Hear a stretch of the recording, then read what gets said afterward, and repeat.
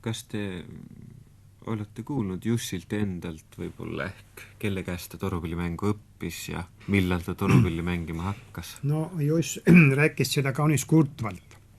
Ütles, et tema tahtnud juba karjapoisi põlves hakka torupilli õppima. Isa oli torupillimis olnud. Aga kui Juss tahtis nii noorena pilli õppida, siis ütlenud isa, poiss õppigu enne roopill selgeks, siis alles võib torupilli katsuda.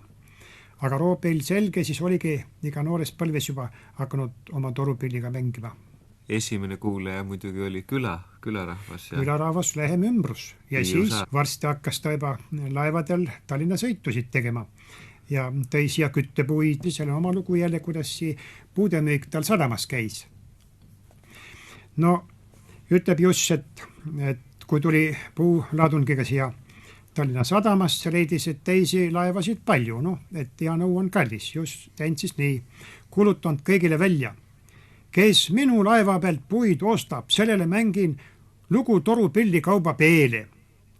No muidugi, ja pannud pilli hüüdma, kes ei tahaks torupilli kuulata, kui muidu saab kuulata kauba peele. Ja kõik ostjad Jussi laeva juurde. Kui Jussi laev olnud puudest tühi, siis saanud teised ka müüa.